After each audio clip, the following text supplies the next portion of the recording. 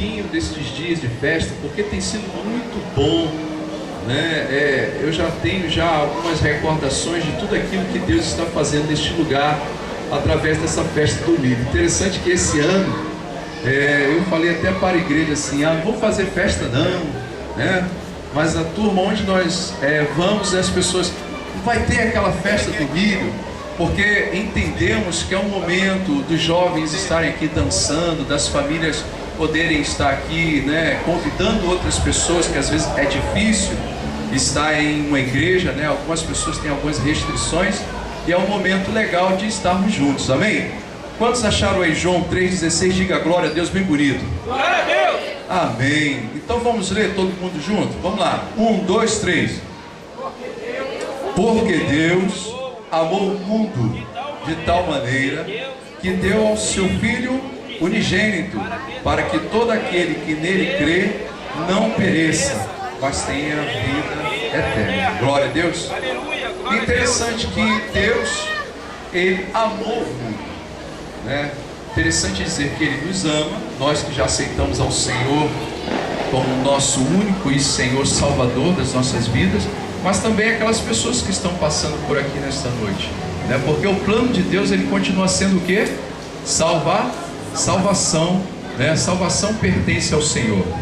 E interessante que na sexta-feira nós tivemos aqui um grupo musical, né? Adriano Gospel Funk, né? Mas interessante que os jovens, os adolescentes, eles estavam aqui dançando numa alegria, eles estavam aqui orando uns pelos outros, passando um momento. Então eu comecei a analisar o seguinte, queridos: se nós falamos que nós precisamos de ter os nossos jovens, os nossos adolescentes na igreja, a igreja ela precisa ser estratégica, a igreja precisa ser renovada, a igreja precisa amar. Porque, queridos, se você parar para pensar, na sexta-feira, enquanto eles estavam aqui dançando na presença do Senhor, enquanto eles estavam aqui dentro deste pátio, desta igreja, eles não estavam se drogando, eles não estavam se prostituindo, não estavam bebendo. Interessante dizer que eles dançaram, eles brincaram, e não existe uma confusão.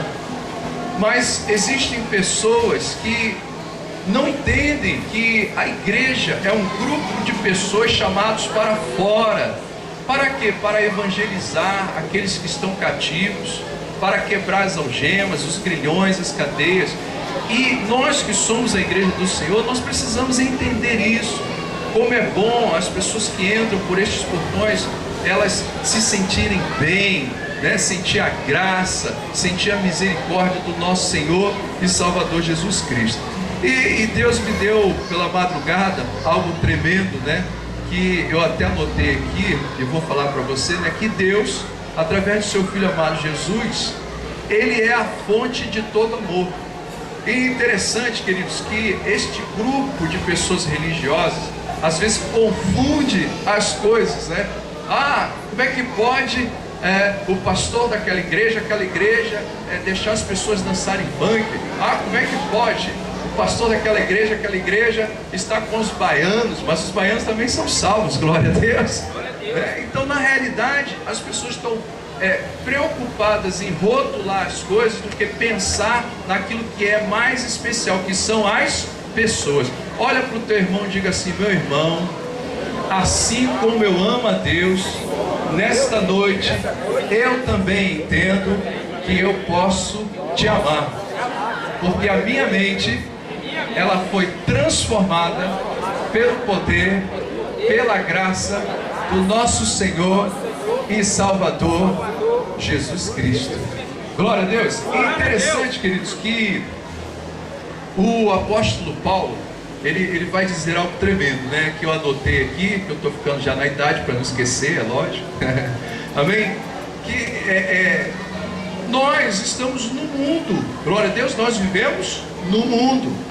Nós estamos no mundo, né? E a Bíblia diz que nós não devemos nos associar com as coisas do mundo.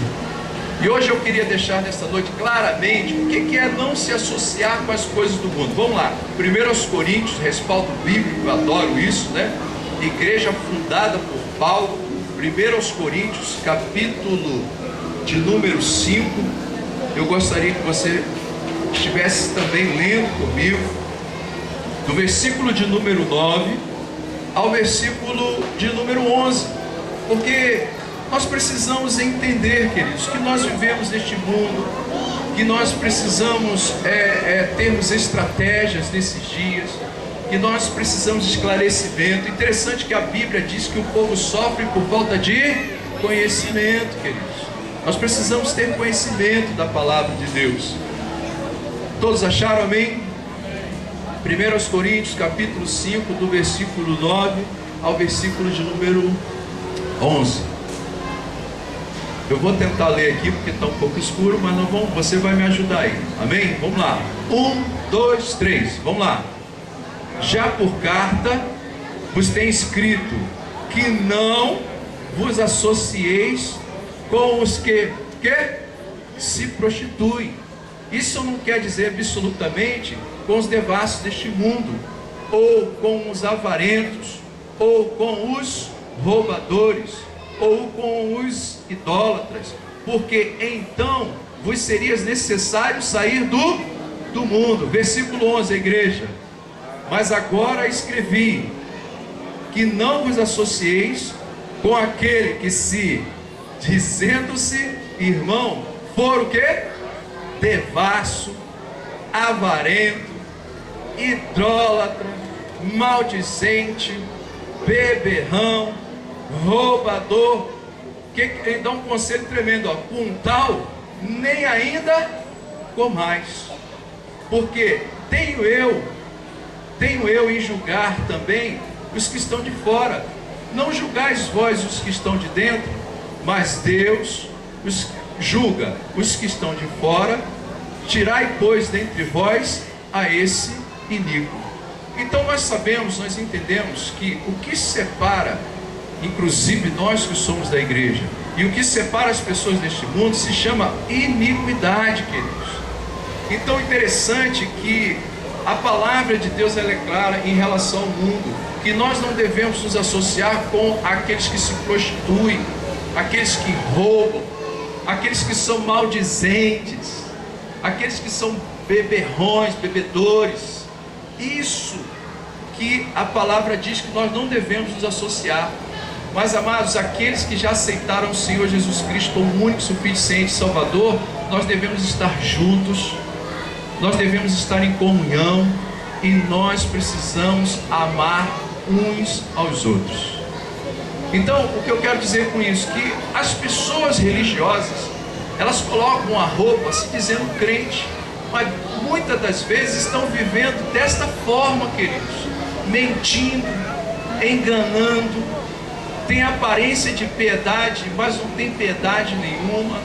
Então nós precisamos entender que nós não vamos nos conformar com este mundo, mas que nós temos a nossa mente o quê?